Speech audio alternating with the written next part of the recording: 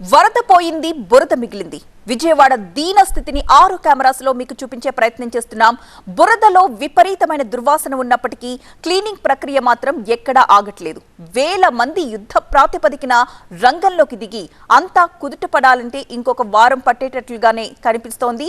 ఎంతమంది సహాయక చర్యల్లో పాల్గొన్నా కూడా ఈ బురద మొత్తం వదిలించడానికి కనీసం వారం రోజులు పడుతుందని చెప్తున్నారు. ఒక్కసారి మనం టీవీ9 స్క్రీన్ పై వరద పోయినా బురద ఏ విధంగా మిగిలి ఉందో 6 బాక్సుల్లో మీకు చూపించే ప్రయత్నం చేస్తున్నాం. ఫస్ట్ బాక్స్ రోడ్లను శుభ్రం చేస్తున్నారు.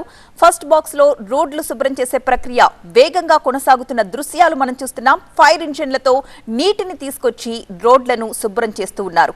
ఇక సెకండ్ బాక్స్ లో వేగంగా ఇళ్లు క్లీనింగ్ జరుగుతూ ఉంది. రోడ్లే కాదు, ఫైర్ ఇంజన్ల సాయంతో వేగంగా ఇళ్ల క్లీనింగ్ కూడా జరుపుతున్నారు. పూర్తిగా బురదమయమైపోయిన ఇళ్లను శుభ్రం చేసే ప్రయత్నంలో ఉన్నారు సిబ్బంది. ఇంట్లో ఉన్న సామాన్లు, వస్తువులు, పుస్తకాలు, సర్టిఫికెట్లు అన్నీ పూర్తిగా పాడైపోయాయి. ఇక థర్డ్ బాక్స్ లో శానిటేషన్ సిబ్బందికి సంబంధించిన దృశ్యాలవి. జోరుగా శానిటేషన్ ప్రక్రియ కొనసాగుతోంది. రోడ్లపై పేరుకుపోయిన చెత్తను శుభ్రం చేసే పనిలో ఉన్నారు మున్సిపల్ కార్మికులంతా. వివిధ మున్సిపాలిటీల నుంచి వచ్చిన కార్మికులు విజయవాడలోని ఫ్లడ్ ఎఫెక్టెడ్ ఏరియాస్ ఎక్కడైతే ఉన్నాయో వాటి దగ్గర చెత్త మొత్తం తొలగిస్తూ బ్లీచింగ్ కూడా చేస్తున్నారు. ఇక ఫోర్త్ బాక్స్ లో వాహనాల సిచ్యువేషన్ మనం చూడొచ్చు. భారీ వరదలకు ఎవరి వాహనం ఎటు కొట్టుకుపోయిందో తెలియని అయోమయ స్థితిలో ఉన్నారు. వరద బురదలో కార్లు, బైక్లు పూర్తిగా దెబ్బతినిపోయాయి.